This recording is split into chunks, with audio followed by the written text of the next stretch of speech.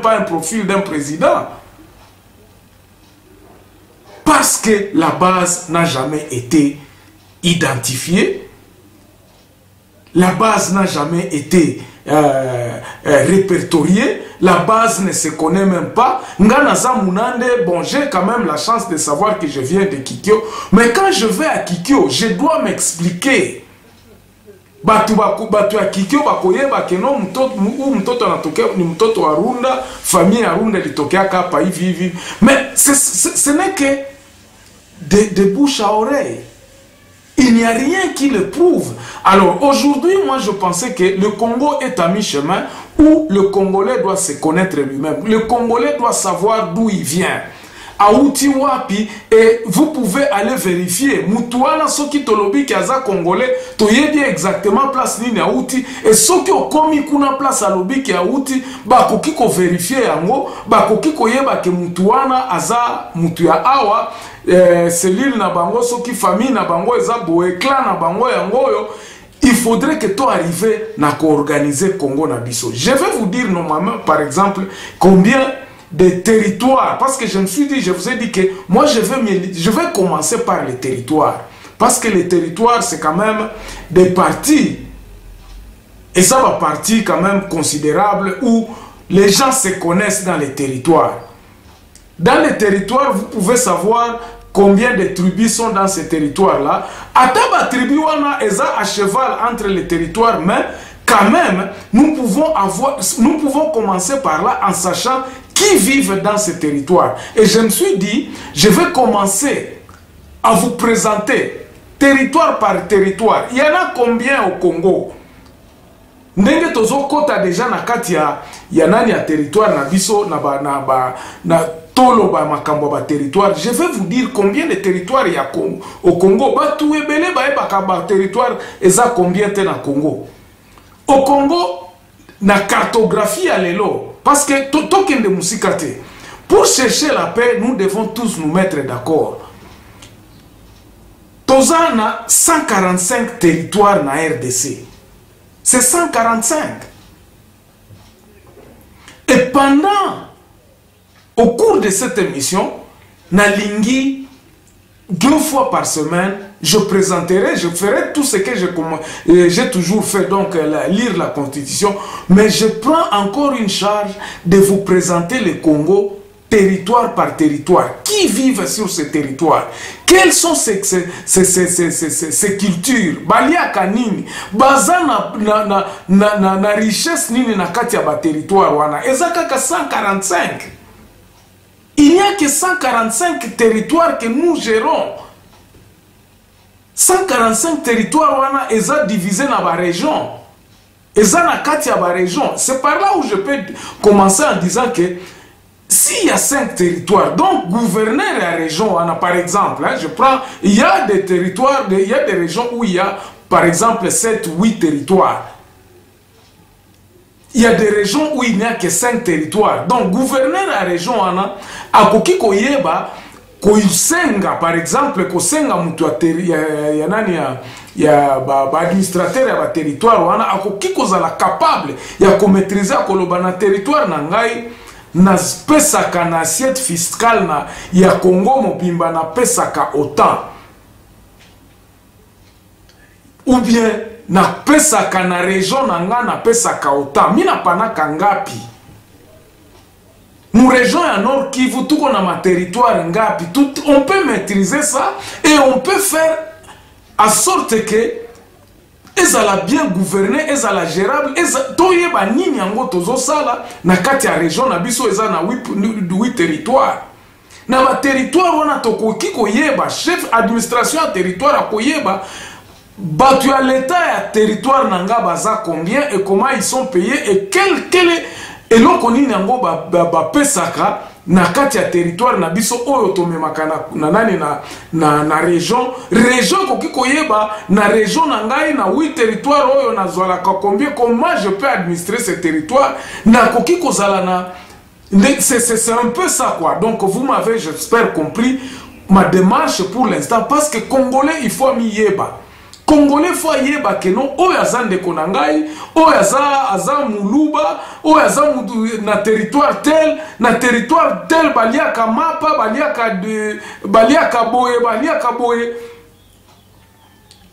richesse na biso ezani na kati ya territoire wana. Comment nous gérons ce territoire? Et ce territoire là, les administrateurs qui sont là peuvent remonter na kati ya base. Et c'est là où nous pouvons dire que non, légitimité ya batu et oki obima na souveraineté na bango, s'ils sont capables de reconnaître ce qu'ils ont dans leur territoire, s'ils sont capables de reconnaître oyo nini yango bapesaka, parce que pour l'instant aujourd'hui Congolais nyonso aza koloba akoki koloba oyo alingi mutu te ako contredire. Pourquoi? Parce que toyebi nationalité na ye, disons tokoki koloba ke non ndenge azoloba boye alobi auta aza muluba aza bon territoire ya Chilenge na carte d'électeur na ye na carte. Quels sont les comment on peut identifier que l'état koki kosala ndenge nini? C'est pour cela dans l'émission précédente je me suis dit la gestion de l'État et la légitimité ainsi que la souveraineté. Na Babylone kwana nyonso base za nini? Base za homme congolais. Je crois que na ba discours msusu ya ba politicien bobande koyoka ke ba politicien babande koloba nous allons concentrer notre de Sénat ou bien nous allons concentrer notre temps au pouvoir à donner le pouvoir au peuple congolais, le peuple d'abord. Mais le peuple au ko définir peuple wana ndenge nini? Qui est ce peuple que tu prétends au même voix na bango? Peuple wana eza nini? Eza mas oyo bazana simana yo. Nous voyons quelqu'un qui vient de l'ouest, M. Fayoulou, a commis na Beni, Batunyo surtout bazoloba, oh, Fayoulou. C'est parce qu'il y a du désordre. Ces gens-là se reconnaissent en ce type-là, ou bien Batuazo se reconnaître dans Félix Tshisekedi parce qu'il dit qu'il va changer les choses, il va faire les choses, il va faire ceci, il va faire ceci. Mais, et loko ya makasi, eza ko faire travailler. Mutu na mutu place azali, il faut azonga na musala. Mutu na mutu azo liyeba keno pena ngai eza incarné na mutu tel. Est-ce que mutu wana ayebi ngai? Est-ce que Félix Tshisekedi ayebi Muhema aza nani? Est-ce que Félix Tshisekedi ayebi Musingombe aza nani? Est-ce que Félix Tshisekedi ayebi Muluba aza nani? Auti wapi? Aujourd'hui c'est difficile. C'est difficile d'akoloba. Même ceux qui sont au parlement, batumsuso bazana parlement, okiko tuna bango lobi me yo auti wapi? Et pas nabino eza wapi? Oh ngai naza parlementaire ya Butembo. Akoye biso ki aza parlementaire ya Butembo, hein? Ville ya Butembo. Tuna mutuana, tuna député wana Butembo on produit quoi? Quel est l'apport de Butembo na kati ya assiette fiscale à l'État ya Congo? Nous devons savoir ça. C'est très très important. Député à Butembo, il faut ayeba Butembo très bien. Mais comment il va savoir ça pendant qu'il a été parachuté dans un parti politique? Oh, Banoma qui est, oh, Basala qui. Parce que ma parti politique, moi je dis que c'est une association de gens qui se mettent ensemble justement pour avoir le pouvoir. Nakati ya système Oyo Tozanango Awalelo. C'est pour cela que je me dis, ce qui ont changé le système Oyote et cause la difficile parce que les Congolais, les Margoulins toujours continueront à se glisser et puis signer na traité na pays étrangers pour continuer mater biso sur nos propres richesses. Imagine-toi Koltan Oyo Utaka na Nord Kivu ou bien na Sud Kivu et bénéficier le natif du Sud Kivu. Est-ce que les autochtones à Sud Kivu yebi ata Koltan zanini? Pourtant il s'est rempli d'intellectuels, c'est rempli de géologues dans Sud Kivu. Alors qu'est-ce qui nous empêche vraiment ya kovanda nano ensemble ya koloba ke non? To conscience na biso ezala nanu conscience ya mabele. Mabele na biso to telema. Il y a des mouvements qui se créent. Moi na Kivu telema. bato ebele tozomona babiloko ebele za kolobama. Mais je me pose la question, est-ce que c'est pour l'intérêt vraiment de ce territoire-là où baza proclamer que non, bazo appartenir? Ou bien c'est dans ce système oyo ya kolobano ngai pe na ko réunir 3-4 personnes ou bien 5 personnes o ba ko se reconnaître na kati na ngai mbala moko nga pe na kozala na ba relation na kin kombo na nga ekoyeba na je veux fabriquer mon nom, je serai au parlement, je veux bénéficier de cette légitimité. Pendant que les gens du Sud Kivu ne te reconnaissent pas, pendant que les gens du Sud Kivu te connaissent que c'est toi tu es un voleur, pendant que tu as Sud Kivu bayebi que ils ont jamais au commentaire administrateur à territoire te, jamais au dirigeant quelque chose dans le Sud Kivu. Et c'est un problème, mes chers amis, c'est un problème. Et c'est là où je me dis, tozongana na base. Base zanini tangu tozolo bakenga na uti nazana base. J'ai été dernièrement na réunion ya l'une d'une ya parti politique ya IDPS na réunion na bango, je me suis dit ça c'est de la cacophonie. C'est de la cacophonie. Nous suivons aussi nos confrères ici qui décrivent un peu comment les politiciens, comment on est en train d'être biaisé par balèche pour accéder au pouvoir. Comment on se...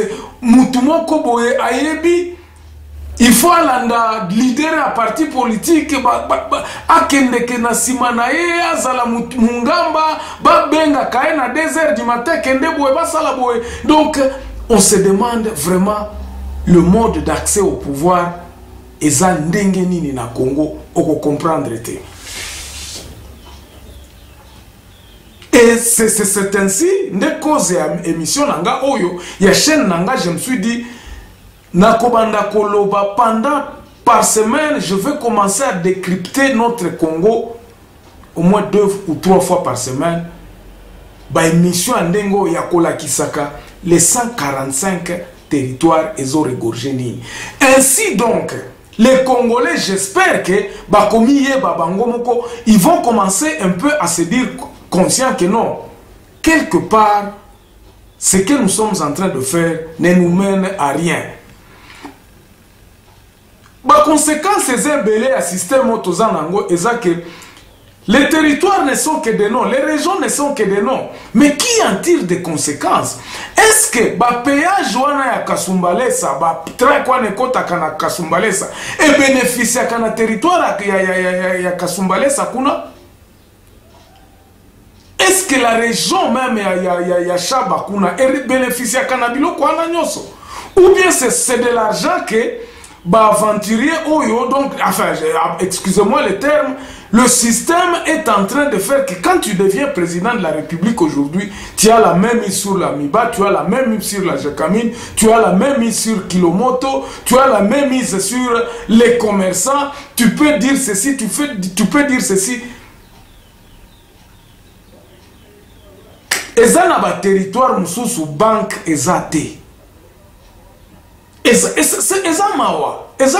Mais tes territoires vont se développer ça va se développer quand? Quand est-ce qu'ils accéderont à leur richesse? Mais ils accéderont à leur richesse comment pendant qu'ils ne se connaissent pas? Ils ne connaissent pas le territoire na bango et produisent kanini. Est-ce que tu as territoire où on a réfléchi comment est-ce que nous pouvons développer notre pays? Nabanzi le blanc munele ayebi ba richesse na biso koleka biso moko. Parce que le blanc a pris le temps ya ko connaître mboka na biso bien. Il a vraiment beaucoup pris le temps ya ko yeba mboka na biso ezani. Je vais botalaka ndenge naza ko faire défiler ba liste ya ba territoire nyoso ya République démocratique du Congo. Et ça 145. Et ça 145. Pendant que je parle, regardez vous-même si vous pouvez retrouver votre territoire. Mingi ya ba Congolais ba yebite ba territoire na bango. Et on les constate comment lorsque mutu ake ko senga passeport Bien sûr, tout le monde a... Babylon connaît son administration, on a ezali. Mais on remplit... Donc on remplit formulaire, mon koezawana, on remplir, bazo tout na yo, collectivité na yo, au territoire na yo, région na yo, tout ça. Maman na yo, kombo na enani, auti na territoire nini, tout ça. Et ça inutile. Et ça kakata ndenge na okiolo na remplir. Les gens même nous appellent. Papa Germain, est-ce que oko yeba kombo ya grand-père nanga ou bien kombo ya territoire na biso?